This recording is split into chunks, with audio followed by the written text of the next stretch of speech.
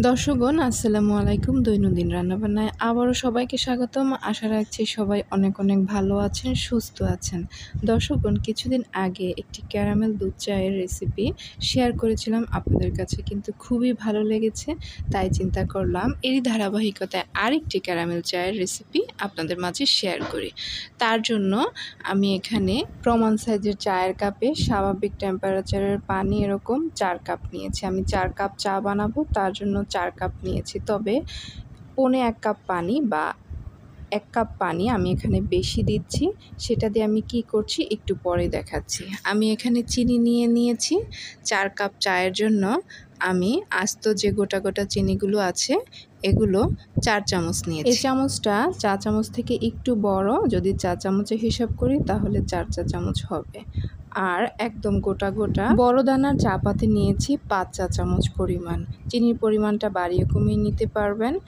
আর এই ratio follow করে আপনি যে কোনো কাপে চা বানাতে পারবেন। ক্যারামেল রেডি করার আগেই যে পানিটা ছিল তাকে ফুটিয়ে নিব। তবে যখন কুসুম গরম হয়ে আসবে আমি পৌনে 1 কাপ পরিমাণ পানিটা আলাদা করে নেব। আর তা দিয়ে এই যে আমি এখন গুঁড়ো দুধ নিচ্ছি, এই গুঁড়ো দুধটা আমি গলিয়ে নেব। এই চামচে খাড়া করে নিয়েছি। যখন চা চামচ দিয়ে মাপবো তাহলে আমার 2 চা চামচ করে এভাবে 8 চা চামচ হবে। তার মানে প্রতি কাপ চায়ের জন্য আমি এখানে 2 চা চামচ খাড়া গুঁড়ো দুধ নিয়েছি, ডিপ্লোমা গুঁড়ো দুধ। এখন একটি পরিষ্কার তলাভারী পাত্রে আমি এখানে চিনি আর যে সম্পূর্ণ চা পাতাটা ছিল সম্পূর্ণ পরিমাণে দিয়ে দিচ্ছি। তবে অবশ্যই চুলাটা মিডিয়াম হিটে গরম করে নিতে হবে। একদম যদি বেশি গরম হয় তখন দেওয়ার সাথে সাথে পুড়ে যেতে পারে।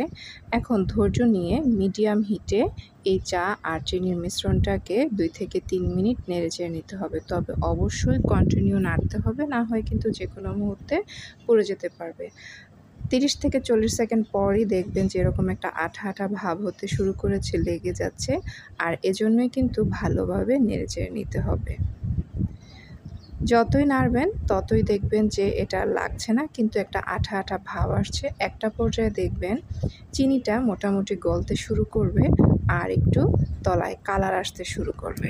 তবে চিনিটা যদি সম্পূর্ণ পরিমাণে একদম এখানে গালিয়ে নিতে যান সেক্ষেত্রে কিন্তু বেশি পুড়ে যাবে, যার কালারটাও কিন্তু বেশি গাঢ় হয়ে যাবে আর খেতেও ভালো লাগবে না।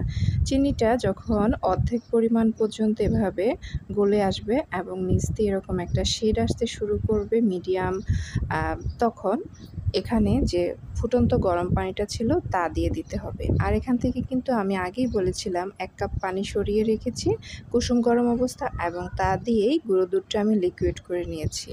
আপনারা চাইলে না সরিয়ে সরাসরি যে পানিটা আছে তার মধ্যে কুসুম গরম অবস্থায় দিয়ে সেটাকে দুধটাকে ভালোভাবে ফুটিয়ে নিতে পারেন। তবে যেভাবেই করেন না কেন এখানে কিন্তু কুসুম গরম অবস্থায় দুধটা গুলতে হবে, না হয় কিন্তু অনেক ক্ষেত্রে একটু ফেনা ফেনা উঠে থাকে। দুধের ঘনত্বটা বেশি বিধায় কাপের তলায় লেগে থাকবে, এবং এইখান থেকে একটু চা নিয়ে তা এর সাথে মিশিয়ে নিতে পারেন। এরপর মিডিয়াম হিটে এই চাটাকে প্রায় আরও 5 মিনিট ধরে এভাবে কষতে হবে। খুব বেশি হাই হিট দিলে কিন্তু তাড়াতাড়ি হয়ে যাবে, পানিটা তাড়াতাড়ি শুকিয়ে আসবে। চা যত বেশি জোশ দিবেন ততই কিন্তু বেশি ভালো লাগবে। মিডিয়াম টু লো হিটে এভাবে যাতে ফুলে একদম না পড়ে যায় এরকম একটা হিটে আপনাকে 3 থেকে 4 মিনিট পর্যন্ত অপেক্ষা করতে হবে। ফাইনালি এরকম একটা লুক আসবে এবং 5 কাপ পানি মিলে সব কিছু মিলে চিনি, চাপাতি, দুধ মিলে আপনার যাতে 4 কাপ চা অবশিষ্ট থাকে এই পর্যায়ে আনতে হবে। এতটুকু সময় ধরে সবগুলো টিপস ফলো করে যদি করেন তাহলে আশা করি 5 কাপ পানি দিয়ে 4 কাপ দুধ খুব সুন্দর ঘনত্বের তৈরি করতে পারবেন। এই চায়ের স্বাদটা এত বেশি মজা হয় কি বলবো। তান্দুরি চা খাচ্ছেন নাকি এরকম ক্যারামেল দুধ চা খাচ্ছেন আপনারা কিন্তু বুঝেই উঠতে পারবেন না। খুব বেশি তেতো লাগবে না, আবার খুব বেশি হালকাও লাগবে না, এমন একটি কড়া লিকারের ক্যারামেল দুধ চা আপনারা বাসায় উপভোগ করবেন। দর্শকগণ, চ্যানেলটি ভালো লেগে থাকলে আমার ভিডিওটিতে লাইক, কমেন্ট, শেয়ার করবেন, চ্যানেলটি সাবস্ক্রাইব করবেন আর পরবর্তী ভিডিও পাওয়ার জন্য নোটিফিকেশন বাটনে ক্লিক করে রাখবেন। ধন্যবাদ।